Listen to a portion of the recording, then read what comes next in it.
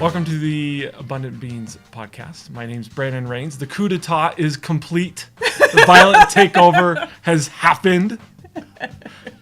I'm your host for today. But because I'm so magnanimous, I'm invited my conquered previous host, Jamie O'Kane, to the podcast. Welcome. Thank you. I've been keeping that in my back pocket for a couple apparently weeks. now I have to take you back over. Okay, noted. Nice try. Not gonna happen. Okay, so a couple weeks ago, you were nice enough to host me on the podcast. I did. And I turned it around on you and asked when you were going to show up on the podcast. And I just kind of invited myself to co-host. You totally That's really did. what this happened. You really did. And I was like, okay. Yep. Sure, why not? Exactly. Okay, so Jamie's bio. Jamie is a CPA with 15 years of experience in helping small to mid-sized businesses with their tax, accounting, and other compliance needs. Her firm, J.E. O'Kane CPA LLC, there's a lot of letters there, I know. Sorry. specializes in providing proactive services that can help clients move towards their goals to find success and sustainability in their business. She's also the host of this podcast, former host, which provides business owners with content for reaching those goals and moving their lives and businesses forward. Again, welcome to the podcast. I say thank you. Thank you very much. I did feel like I should keep the tradition of your Okay. first question, which is, Okay. what was your first job? So other than babysitting, Okay. my first job was technically to help an elder lady in our neighborhood. Okay. I would help clean her house, and she would drive me to the grocery store with her little tiny list of groceries, and I had to go buy like one apple and one. It's very specific. Like, she didn't eat much, so Yeah. it's a very specific grocery list, and then she would check it and then make me take stuff back, and it was interesting dealing with a different personality Sure. than me. And then I had a ton of babysitting jobs, and then I bussed tables, and I did restaurant work forever. And what got you into that business? Was it just the job that was available? Was there something else that was attracting you to restaurant work? I don't know why I started. So On the Border was opening right by our house, or right near us, when I was in high school. And I had been doing childcare for forever, and I was like, I think I'm gonna go try something different, because I worked at our rec center in the childcare for a really long time. That was like my first job when I turned 16. And then I started bussing tables, and then from there I was waiting tables and running shifts, and then I would go back and work there in the summers during college and stuff too. So, and then I worked a bunch of restaurant jobs in college too. So, Sure. lots of restaurants. And I've gone back to restaurants at different times in my life too. Sure. What are some of the lessons that you've learned from the restaurant business and previous jobs that have helped make you an even better business owner and accountant now? I think restaurant jobs help you learn how to multitask, help you learn with different personalities, deal with different personalities, help understand what people want a lot of the time. They might say what they want, but they want something different. It's about understanding what people are saying, and how to take care of people and make them feel taken care of. I think that's hugely important in a restaurant job. Yeah. I'm always like, okay, where's the person with the water? It's really not that hard. All you have to do is keep people's waters full and check on them. But also, it taught me how to deal with volumes of work, and different flows of volumes and things like that. I was actually telling somebody the other day, one of my top 10 nightmares is that I have this whole section full of people, and I'm immobilized, and I can't handle anybody. I can't help anybody. I used to have that nightmare all the time. Yeah. When I waited tables. When you were waiting tables. Gotcha. Just because there's too many people, or you were I was just physically mentally immobile. incapable of helping them? I was just physically and mentally incapable of helping them. It wasn't too many people. It was just me. Any recurring nightmares that we need to be aware of? No, I mean, other than no. Sorry, I'm an amateur counselor. We all are amateur therapists. That's right. All entrepreneurs are amateur therapists. Yeah, especially in the service industry. Absolutely. Completely. So, okay. Why accounting? Why accounting? It's what made sense. Okay. I had 5 or 6 majors in college until I found accounting. I did accounting 101 and went, oh, okay, this is the thing. This is the thing that makes sense. Gotcha. This is the thing that I'm teaching other people how to do. I was teaching like my classmates and we had little groups and stuff. And so I'd be teaching people how to do debits and credits. And I was like, okay, this is the thing that makes sense. Sure. And I just had an affinity for making stuff balance and real happy when that happens. I'm a dork. I like processes. And that's okay. And accounting is very, well, when they teach you in college, it feels very linear. Like it's very formulaic. It's not so much once you get into the tax stuff and whatever, but it's very formulaic, and that made sense. Gotcha. But that was a good foundation for the kind of like you said, the non-linear, non-formulaic way of playing with the tax code and all that fun stuff. Oh yeah, it's super fun. So. Better you than us. Yeah, I just did 5 hours of CP on this new provision of the tax code, and I'm just like, why? I need to hire somebody. I need to hire somebody who really gets this stuff. Sure. Yeah. Well, I mean, maybe can teach it to me. I mean, that's kind of bringing it around full circle to things that you've mentioned before about your kind of like your catchphrase, or whatever when we first met was accounting with personality or something to that effect. But my guess is that the restaurant industry and that service, like you said, dealing with other people, being at least having a job that made you put yourself out there has helped kind of strengthen that personality. Absolutely. Not let it get buried underneath all the accounting stuff. Yeah, no. There's no burying of this personality. I am pretty sure it just keeps getting bigger and stronger. And that's okay. My mom is actually right there. Mom, is it bigger and stronger? She nodded her head yes. Yes. With a very knowing, kind, loving smirk.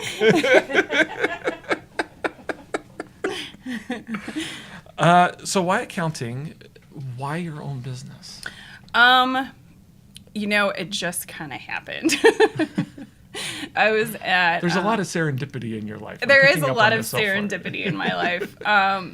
I left the firm that I was in because of the hours and the culture, and it just was not a good fit for me. And ended up just working... the normal stereotypical accounting job of tax season with incredible amount of hours. Like when you... It wasn't an incredible amount of hours. Okay. That firm was more consulting based, which is really just kind of feeds into what I am, how we deal with people now. Sure. Or how we help our people now. But it just was not a cultural fit. I was tired. I'd been there for 8 years. I was the tax manager. It was just a lot. And I had 2 tiny little kids, and I was just like, I need a more work-life balance. Like, maybe I'll go to private accounting. I was in private accounting for a year. And I could not get out fast enough. I wasn't helping anybody in private accounting. I didn't have the ability to really nitty-gritty help people. I was working in a family office at the time.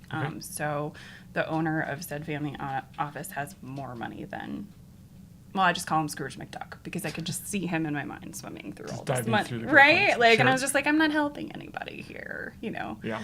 My ability to data entry tax returns does not change his life or anybody else's life in this situation, And a good friend of mine, he had his own little firm on the side, and he was like, "Can you come help me?" He's like, "You're detail oriented. You're the person I need, to kind of come in and help me." And I was like, well, I hate it here, so sure, let's do that. Can only go up. Yeah, I was like, I'm going to jump. And then I was working contract for another tax firm. That was really that's all they did is, crank out tax returns. So that was a really different firm than the one I had been in.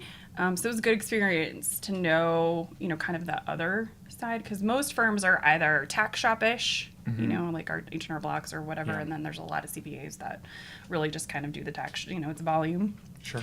And then there's the firm I was in for many, many years that was more quality and relationship-based. So it was actually really cool to see both sides.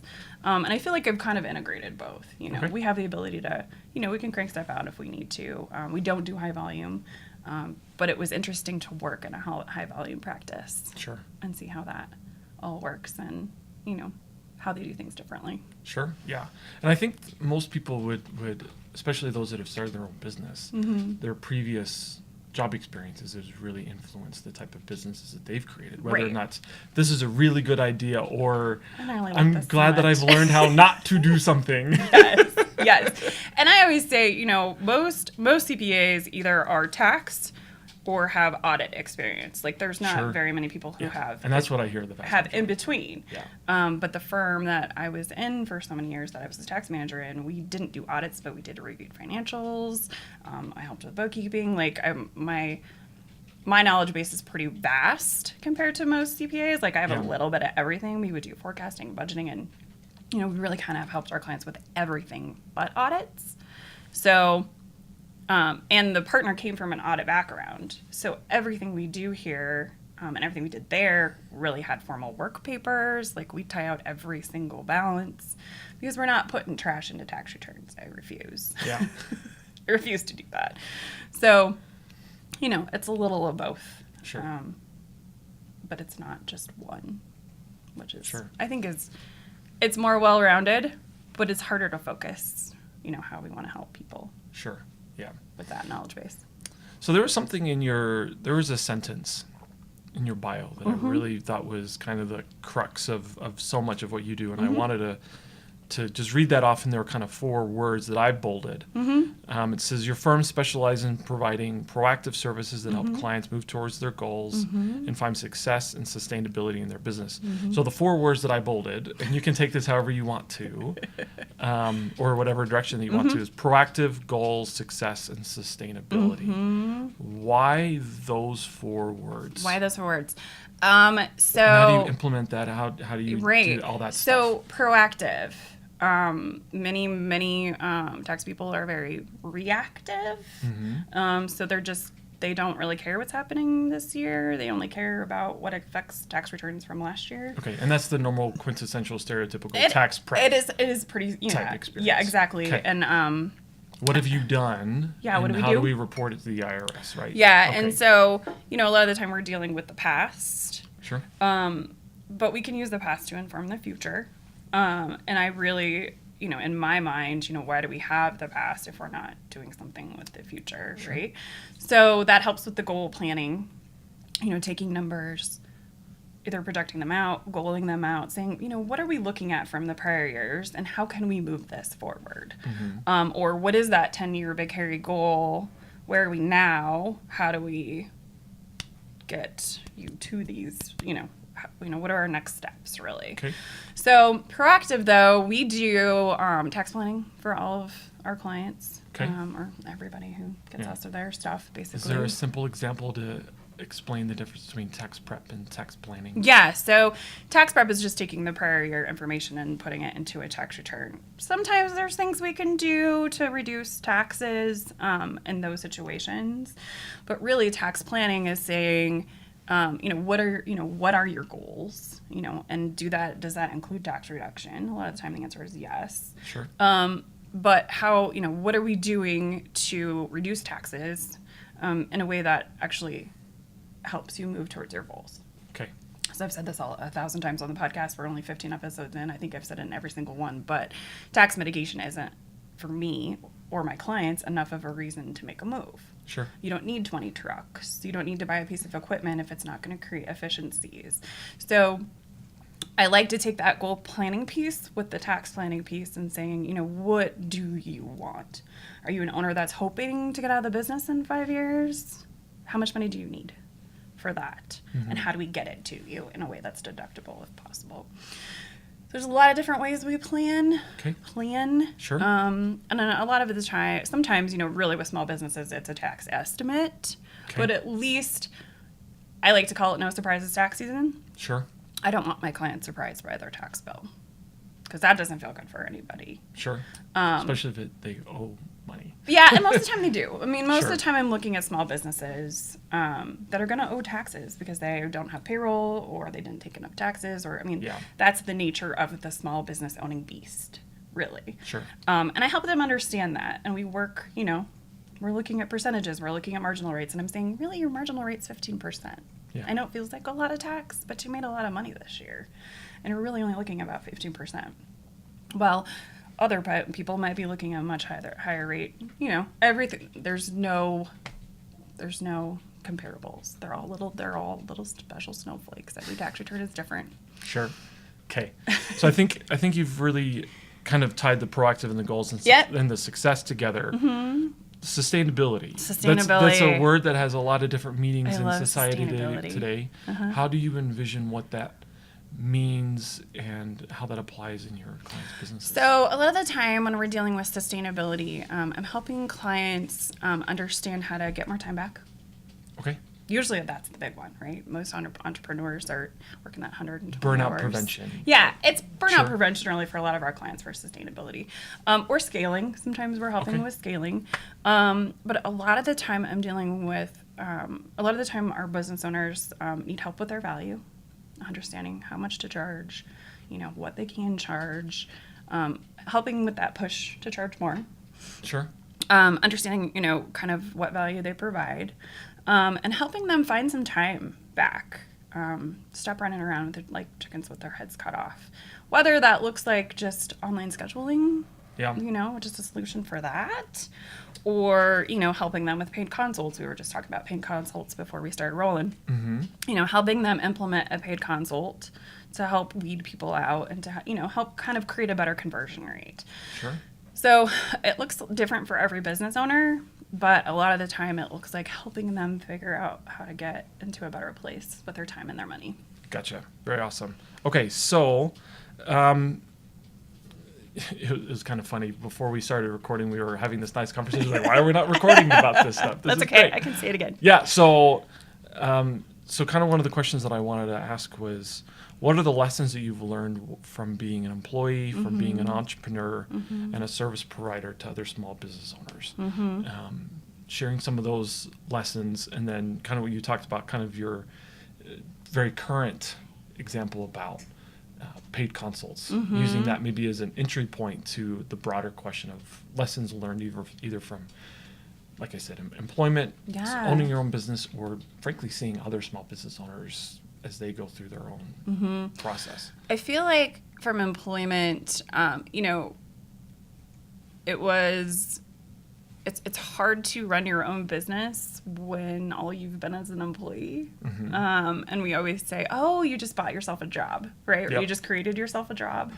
And I think a lot of small business owners start there. I totally have, and I'm still kind of there right now as I'm building up our practice. I've created myself a job, but I have to take care of, like, I'm my own boss now. Sure. So that was really interesting, to become your own boss. Yeah. There's a difference between owning a job and owning a business. Yes, there's a huge difference between owning a job and owning a business. And understanding the difference between those things has been hugely helpful. Sure. And being able to explain to other people, you know, how those are different. And, you know, starting to push people towards owning the business and working in the business. Or on the business instead of in the business. Sure. And so some of the things that I've implemented for me and for this business is to make sure that the lower level services are being handled. Okay. What do you mean by lower level services? So, and by that means dollar amount, basically. So the bookkeeping, our bookkeeping and 1099s and all that stuff is handled by my part-time bookkeeper. Okay. I review anything that needs to be reviewed that goes out. You know, I'm obviously here for questions and things like that, but that doesn't require me. Sure. As much as I love to do bookkeeping and accounting, it's just not a good use of my time. So really understanding those highest and best uses of my time. Okay.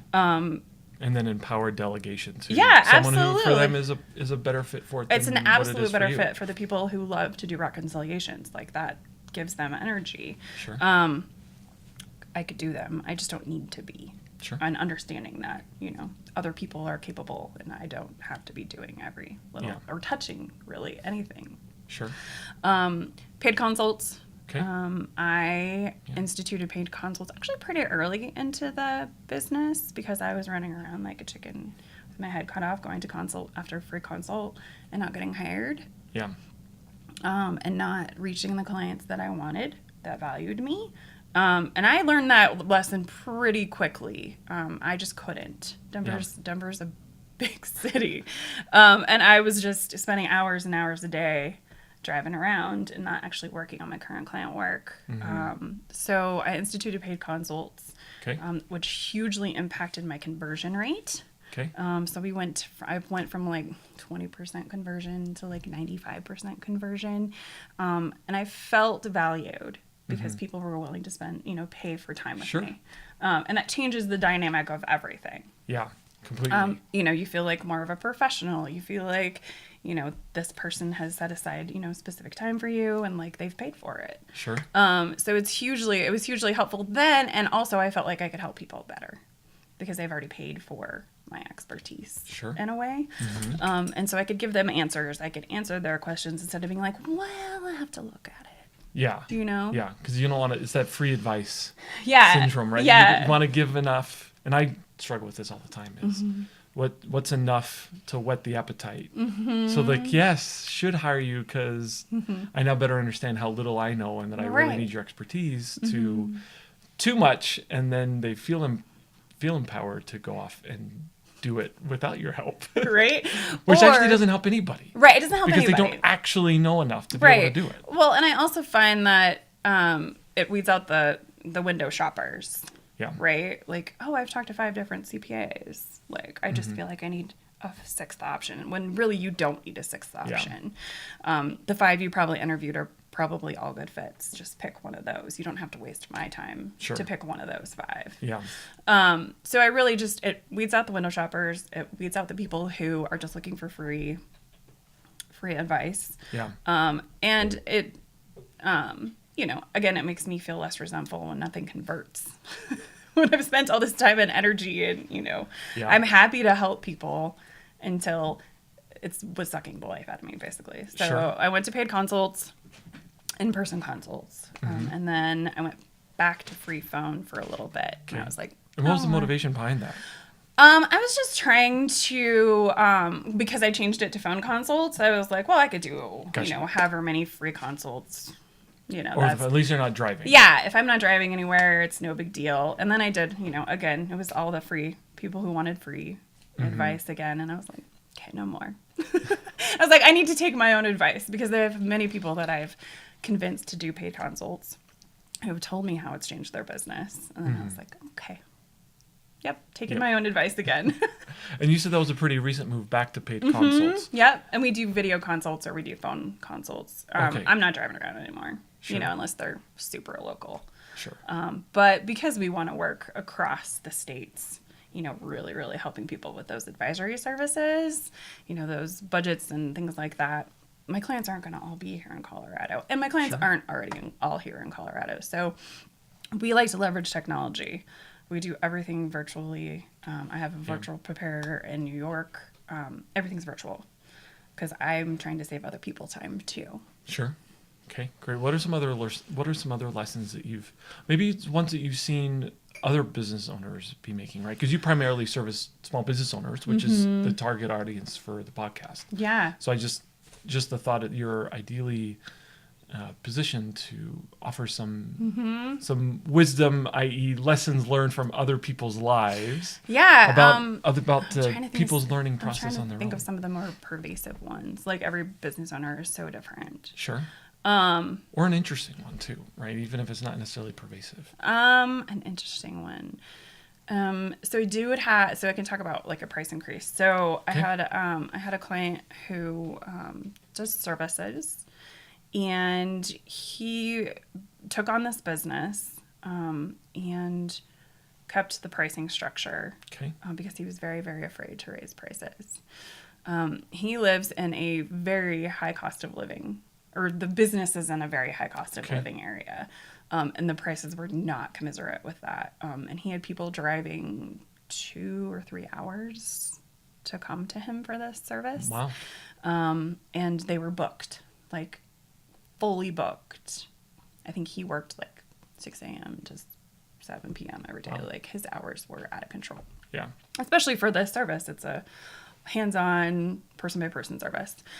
So I convinced him to do a significant price raise.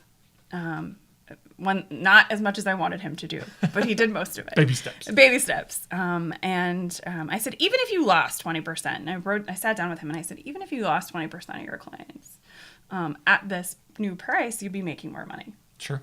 In less time, right? And he was just like, okay. So he did it. And he calls me 2 weeks later. He's like, I've been home for dinner every single day this week. I was like, did you lose any clients? And he's like, one person mentioned it. He's like, but they're still coming. Like, wow. And I was like, you didn't raise it high enough. I know. I was going to say. I was like, that's first thought, congratulations. Second thought. Well, next, do it again. Let's do it again 6 months or whatever, right? Yep. And because he has other people that do this service, they're all making more money. Sure. And he was just like, thank you for talking me to that. And I'm like, okay, you're welcome. Yeah. You know, I think a lot of the time, the big thing with people is helping them see their value. Sure. Because as employees, we don't really understand, you know, what the business's value is for our labor. Sure. You know, lawyers and accountants, a lot of the time we can take our rate times 3 and kind of get there because that's kind of industry standard.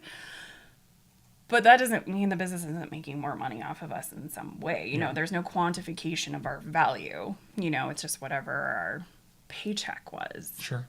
So it's really, I think that transition and helping people with that transition has been really, really valuable for our clients. Yeah. Because most of them are small business owners who have been employees for many years or whatever and decided to step out. My friend Keith, who was on the podcast a few episodes ago, his big lesson was that he needed to, in his second business, he needed to find a business that he couldn't actually work in.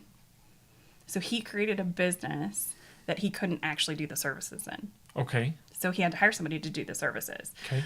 That was his big epiphany from his first job, his first business, which he did everything in. Sure. Right? So in the next one, he was like, okay. He sold that first one. And so the second one, he was like, I'm going to pick something I can't actually do the services in. Interesting. And I keep going, I need to find one of those. So that was a huge epiphany for him. And he told me that, and I was like, oh, okay. How do I apply that to myself and to and to other clients? And so that kind of makes me think, okay, so with all the new tax stuff, you know, do I become an expert in the new tax stuff, or do I hire somebody? Sure. Who is an expert in the new tax stuff and let them do what they do best? Sure. Which is learn new tax code. Yeah. And I'll do the relational stuff, which is what jazzes me up. Sure. And helping people understand their numbers and, you know, helping them get to those big, hairy goals and break it down for them. Yeah. So that was a huge epiphany for me. And trying to, okay, that makes a lot of sense. Yeah. I'm going to create a business I can't even do the nuts and bolts in. Sure. No, that's really, really interesting. I'm going to have to let that marinate. Yeah, you got to marinate on that one. I'm really going to have to marinate on that one for a little bit. And it's hard for us professional service people to be like, how would I do that? Yeah. Right? How do I Yeah. Because you're so used to being that expert, that professional. Expert, right? And your business is a little bit further along than mine. So I'm just like, what? I know. So my mind is blown a little bit. Yeah. Oh, yeah. My mind was completely blown by him saying that, but it's been in the back of my mind ever since he said that. I mean, it makes a lot of sense, and I think he said it to me before, but apparently I wasn't in a place to receive it. But I am now, and I think it's just very interesting. I mean, I can still have a business I'm an expert in, but not be the expert. Sure. That's really, potentially. Really interesting. So that was a huge lesson that I have been taught. I'm sure there's a ton of other little ones, but our big thing and my big thing is really counseling our clients through, you know, the day-to-day stuff, you know, helping them see value, helping them move forward, helping them whatever, you know, anything from, hey, how much do I pay this person to, you know, what's my next step? Yeah. And do I have money for that? Sure. Okay. So it's and I kind of see this on my end too with what I do with clients and tell me if I'm wrong. I will.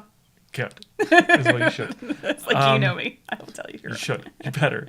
Is really what we're doing is we're helping create the structure that sets them up for success, right? I mean, we don't sell the widget. We don't don't provide the company's service, but by the legal services or the accounting services, the proactive goal setting, the counseling, the tax preparation, the tax planning gives them the tools and understanding that they need that sets them up as that they can say, okay, I have the back end stuff absolutely set up.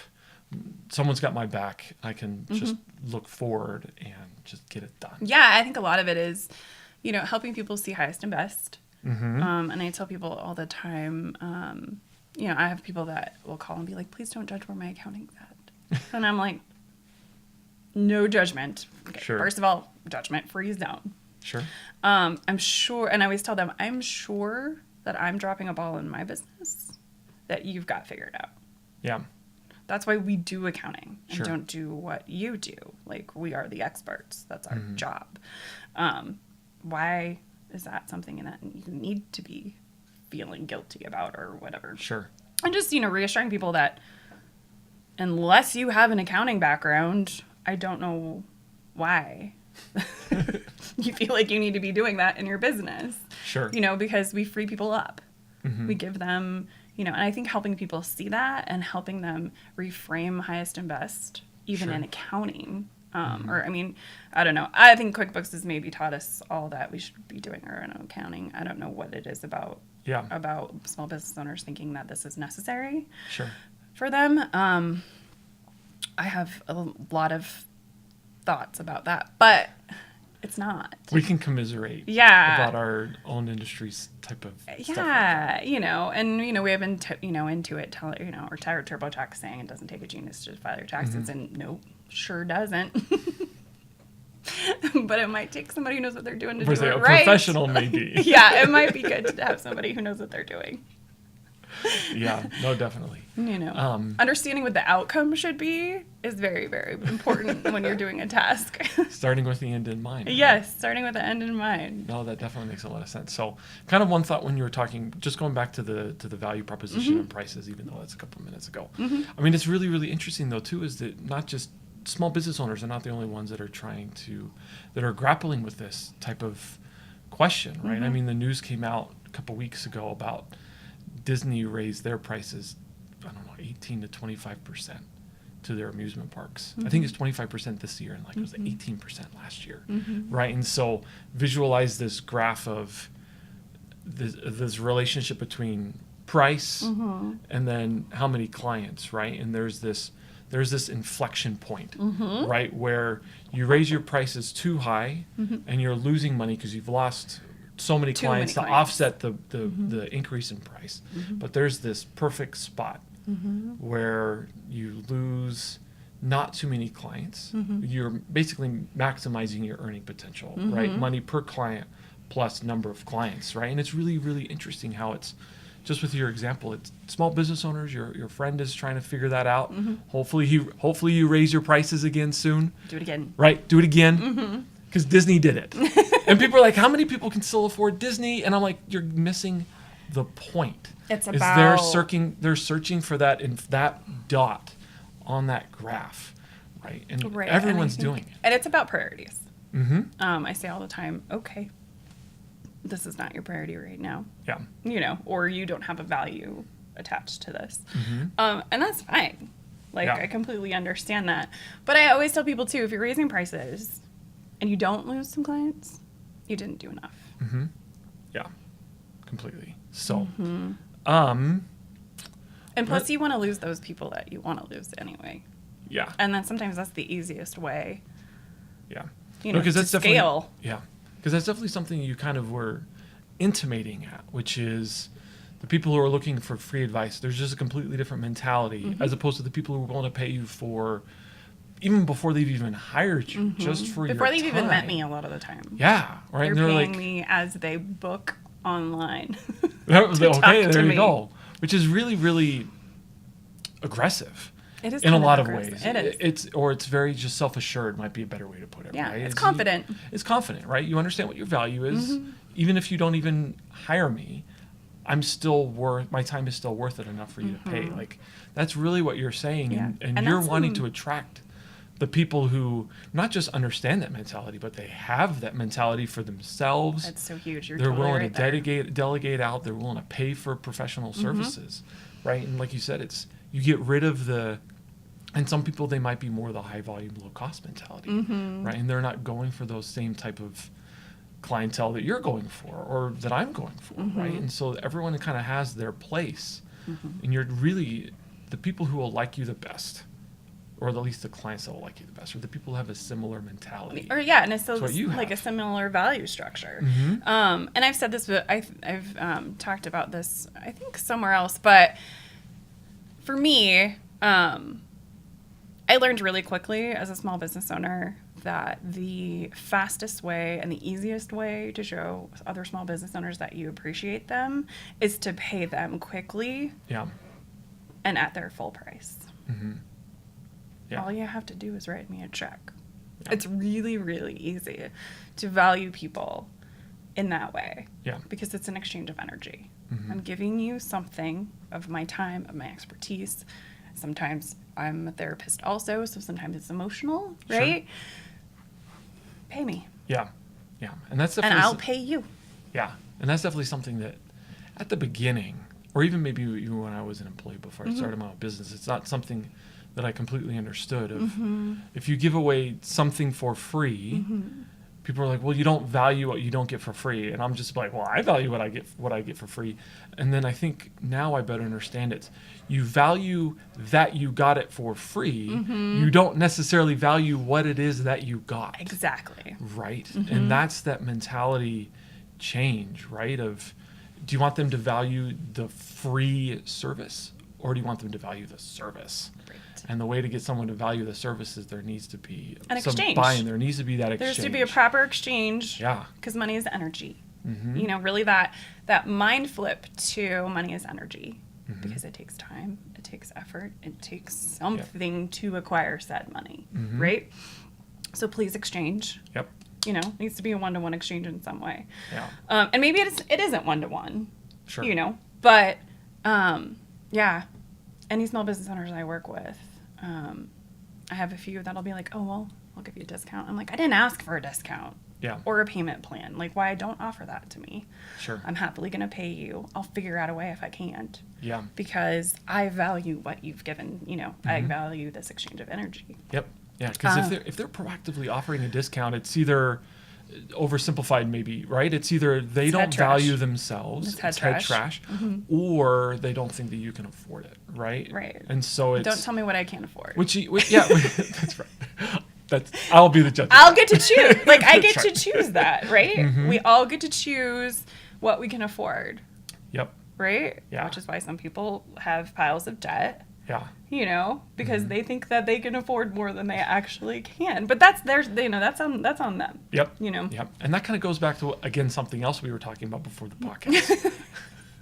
Got to bring all this stuff in. That's right. Which is, it comes down to, again, the mentality and the priorities of the client, right? I mean, we were talking about how your clients pay you a certain amount of money per month.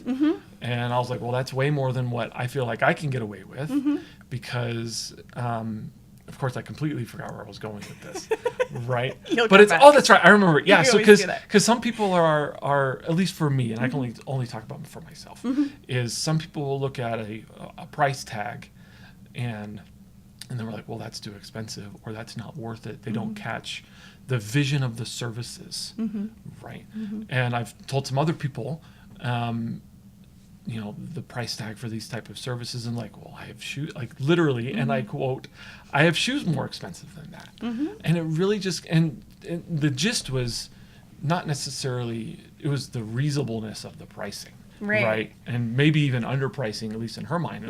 It all comes down to priorities and values, and how much do they value your services, and how much do they grasp that vision. If they grasp the vision, if they grasp the value offering, the value add, and if they have the mentality to pay for it, because they may understand it but still not care enough to pay for it. Right, and that happens. Those are the type of And that's clientele fine. that you're trying to find. Or Yeah. they get it. They get it. They have the mentality and the means Right. to pay for it, and so The mentality and the desire.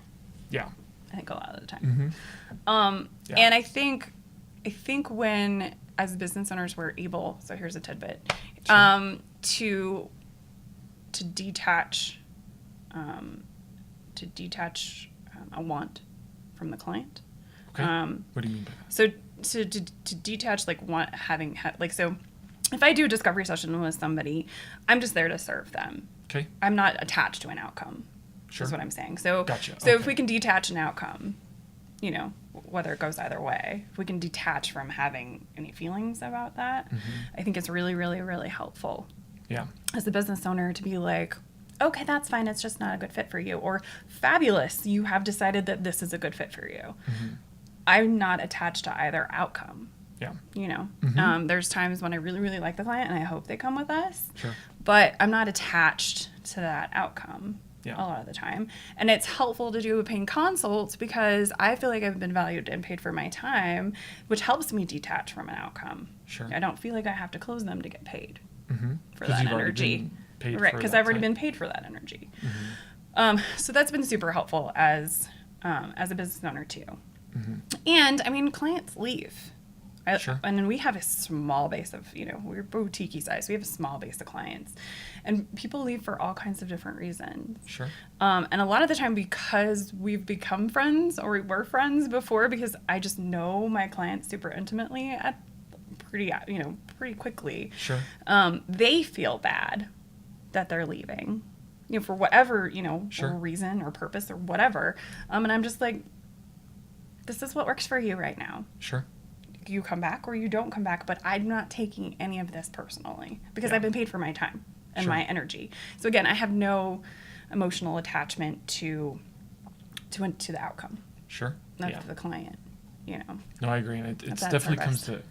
comes back to we're providing a service, like just exactly what you just said.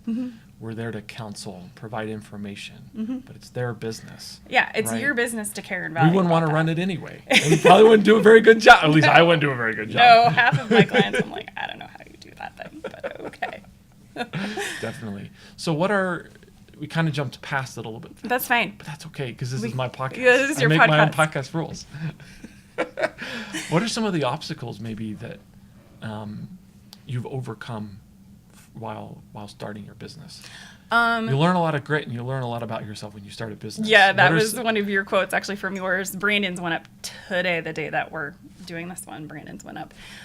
Yeah, you talked about the grit. It's about the emotional grit, the mind grit. Like there's just so many different types of grit. So yeah, developing grit is huge. Obstacles. I think when you start a business, it's really, really easy to become what your competition is.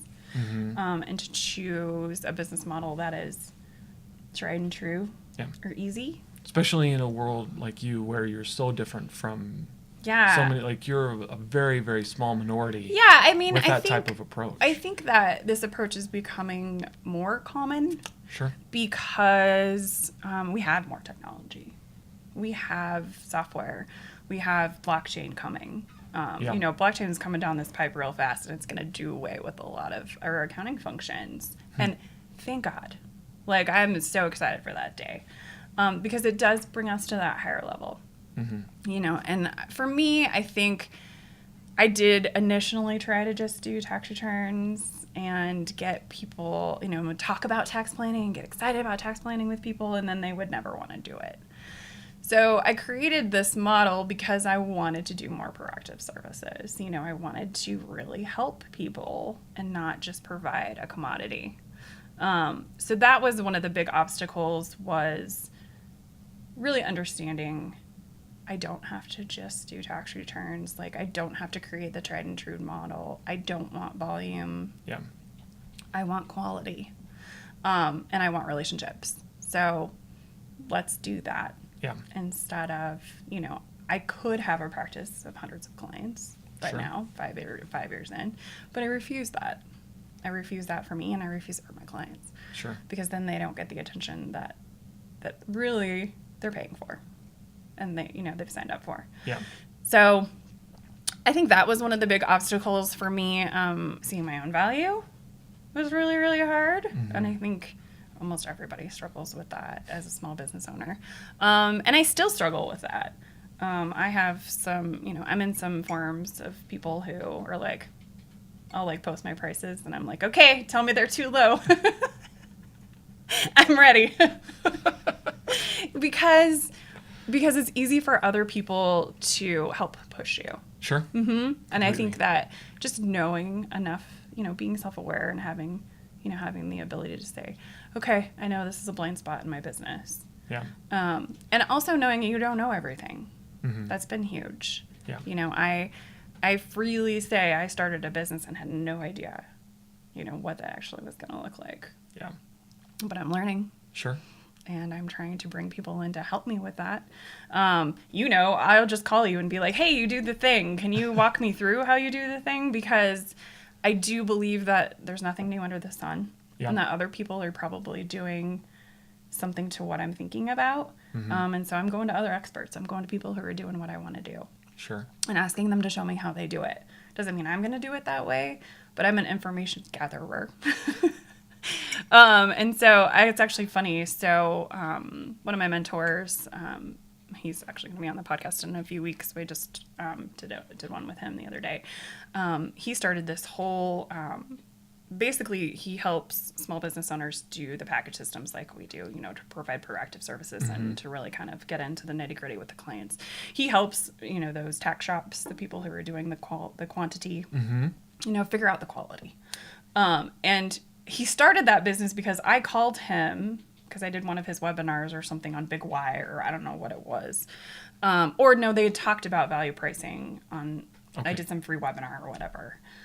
And I love the webinar so much. I just emailed him and I was like, this is who I am. This is what I'm looking for. Do you guys do any training on this? Yeah. And he was like, well, we're thinking about building it. You get to be our guinea pig. And I'm like, deal. Great.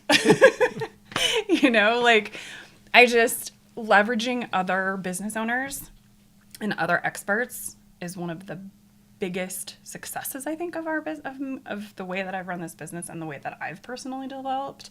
And there was a little bit of an obstacle for me to be like, I don't know. Yeah. To say I don't know. Sure. How to run, how to do this specifically in my own business, because it's easier to look at other people's businesses and other people's finances and tell them what to do. Sure. And how to make it work and watch them do that. But then it's hard to look inward and do it for yourself. Sure. So leveraging other people was a huge success for me. Yeah. And it's something I consistently do. Sure. Okay. So just something you kind of mentioned at the kind of at the beginning of that mm-hmm. answer was commodity versus service. Mm-hmm. Talk about that. And how has that benefited your business by adopting more of a service mm-hmm. model rather than a commodity model? I think that for me, as I watch all this technology come up, the accounting sphere is changing pretty rapidly. I think it's one of the most rapidly changing technology-wise. Oh, okay. Because we have big heavy hitters. We have Intuit. We have huge service providers that are doing absolutely everything to almost push accountants out mm-hmm. in some some way, with TurboTax and QuickBooks Online and things like that. So it became very apparent to me, and I've always loved technology, but it comes apparent to me that we can just build people tech stacks, mm-hmm. To pretty much do everything they need to do, and then we can just oversee that. So it really is, commodities are tax returns. Tax returns are a commodity. We have H&R Blocks. We have TurboTax. We have do-it-yourselfer options. There's 100 of them now. BTW, if you're watching this right now, do not sign up for a free one. They're just going to take your email, pay for it. And, there's just tax returns have been so commoditized. Yeah. And I always say, and we do taxes. Because that's not the value add. Sure. There's no value add in creating something that everybody needs. Yeah. Everybody has to file their taxes. That's just the money to play at the table. Yeah, that's just the money to play at the table. You know, do you want to grow your business? Do you want tax planning? Do you want to know what you're going to owe and how we could potentially impact that before we get there? You know, there's just so many other options for services for accountants because we do have this knowledge base of how do we work with numbers, you know, and how do we extrapolate what the client really needs out of their numbers? I have a client who was bringing her contract office manager who had worked on, you know, kind of helped her this last year on as, you know, as an employee this next year. And I was like, well, what do her hours look like? And she was like, I don't know. And I was like, okay, just send me the hours and then call me. Like I spent 30 minutes just going through the numbers with her and being like, this is what I think your offer should be. Because she was like pulling, you know, salaries from this place and having somebody pull salaries from this place and having her HR company do this and blah, blah, blah, blah. And I'm like, but how much is she really working? You know, just let's take those historical numbers, create a forecast of what her salary could look like. Here's your offer. Yeah. And she was like, thank you. You know, because she just had all these data points. Yeah. She had people being like, you should offer her $30,000 to you should offer her $230,000. And she's just like, I don't know what to do. Yeah, because I think that's really interesting. I mean, because when you're offering services and when you're developing relationships, it's almost like the further away you can get from that commodity, the more insulated you are from that disruptive technology. Right. Because in my world, we see the same thing. And there are a lot of attorneys who do the commodity type stuff. They're more at risk. It's turn and burn. Than I feel like what I'm at, right? And this is not about me, but I'm not going to go into what I do, right? This is about her. You can watch Brandon's. He's episode 15. That's right. But to me, it sounds like a lot like that too. Like all these heavy hitters that are moving into your industry, you're further removed from what they do. And so there's more longevity there. There's insulation there. There's protection there from all they do because it's infinitely harder for TurboTax to replicate a relationship. Right. And that type of analysis that you just described than the normal stuff. Yeah. I mean, until they develop AI. I mean, you can call TurboTax and there might be a tax person on the other end. Maybe. Yeah. Most of the time they're credentialed. But they're not going to sit down and be like, so let's talk about the income for the year and, you know, what your goals are. And did you want to do a SEP IRA? Because you told me you wanted to move money to you in any way possible. Do you have the cash for that? Like, they're not going to ask you those questions. That's not going to happen. Yeah. They're just going to tell you how to input it into TurboTax, that thing that you don't know what to do with. So, yes, are they developing AI for relationships? Probably. Yeah. But that type of, but how does it know how to answer the questions? Yeah, or what questions to ask, or what the client wants, or there's just when they get to that point, we're all in trouble. Well, and hopefully we're retired by then because it's so far away. And that's totally fine. But I think that we've gone from this model of commodity for tax preparers, and you can't sell that anymore. Yeah. You can't really just sell a tax practice if that's your end goal. Yeah. You can't sell a tax practice with 800 tax returns in it because A, they're probably going to be underpriced. Yeah. B, you're going to lose a huge portion of those people. And C, a lot of the time they just have loyalty because of price. Or this is the person who did their dad's tax return or whatever, right? Yeah. The loyalty is loosely based to that firm. So wanting to, you know, sell a firm that only does tax returns, you know, because they're a commodity, basically. It's not going to happen anymore like that. Yeah. Yeah, the amount of money you could get from selling there is no value there. It's so different from 10, 15 years ago. Yeah, and then you have to stay on. You have to stay on and introduce and, like, create those relationships and, like, I mean, not that I ever plan on selling my practice, but if I wanted to, it wouldn't be based on volume. Yeah. It would be based on advisory services. And whoever bought it from me would have to be able to provide that thing or have somebody that they're going to hire to provide that thing. Yeah. So it's different now. Yeah, completely. And it's rapidly becoming, there's this gap between the advisory services and the commodity that is growing rapidly. Yeah. And, you know, with the new Tax Cuts and Jobs Act, I can't tell you how many people I've seen in my forums and stuff be like, I'm out. Really? Interesting. But like you just said, because it's commoditized, too much to learn. Yeah, there's just too much value. There's not enough value to sell the practice exactly. anymore. So there's no value in the tax returns because they're only making money on volume. Sure. They're not making any money on their expertise. And trying to explain to a client who's come for a commodity that, hey, I've spent 40 to 60 hours this year learning this new tax stuff. Yeah. This new tax policy stuff. They don't care. Yeah. You know, when you've purchased a commodity, you don't care what goes into said commodity. Yeah. Right? Yeah. It's just a widget. Mm-hmm. I don't care what you had to do to create said widget. Yeah. I still want it for the same price. Sure. No, that makes sense. So, and I see a lot of that similar dynamic in my world too, right? That commodity, the technology is pushing up against a lot of different industries, especially the service industries, I would suspect, right? And so Well, yeah, I mean, there's so many online legal places, so I could just go create my own stuff. Yeah. And I've lost people to them, right? Potential clients. Yes. Right? But I've never, and you've probably experienced this on some level, that the loyalty is so much higher, right? I've lost clients because they've moved away from Colorado, or they've passed away. Like, it's not about the service. Yes. Lots of times, Yeah. right? And so that loyalty is there, your stickiness is there. Yeah. I mean, I have clients that move. And like I said, I have clients I've never even met in person. Sure. Who are loyal to me because of what I've provided them or because of our relationships or whatever. Yep. And I have clients that move out of state and I can practice anywhere. Yep. Yeah, we can file taxes. Which I'm very jealous of. Pretty much anywhere. There's certain states that would prefer that, you know, we'd be licensed there, but we just do a low volume in those states and try to stay on the radar. Like New York, we'll just. I was about to say. Under 10. I have an under 10 client max in New York. But my new EA is in New York, so maybe we can file under her or something. Oh, there you go. There you go. Maybe. Yeah, we'll figure out a way. Could be fun. You know, there's just so many things that we can do with technology.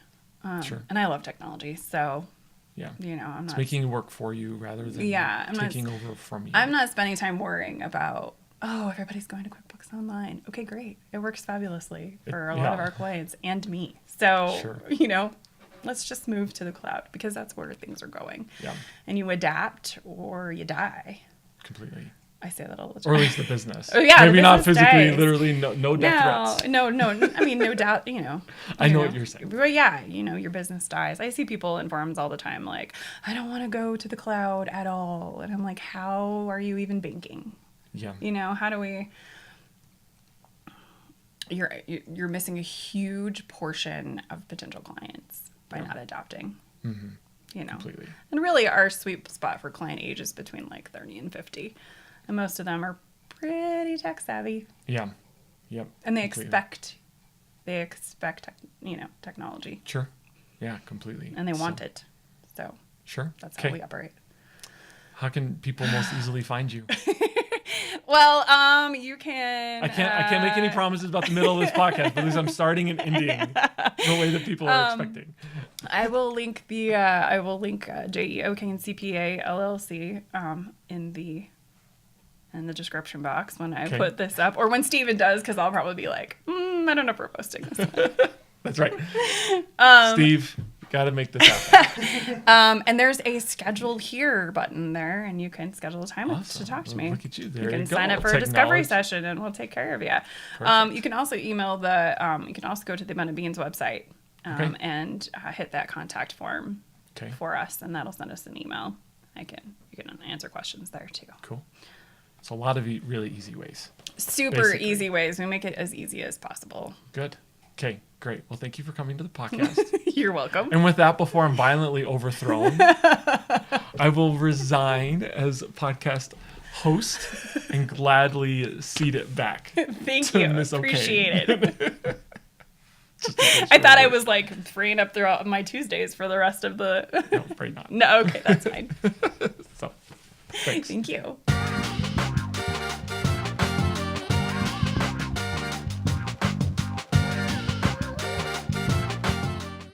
Hey y'all, thanks for listening. If you found this podcast to be inspiring, helpful, and entertaining, please like and subscribe. This helps us grow the community and reach more people. If you are interested in learning more about this episode's guest or accessing any of the books or other resources mentioned in this episode, be sure to check out the description box below. Until next time, be abundant.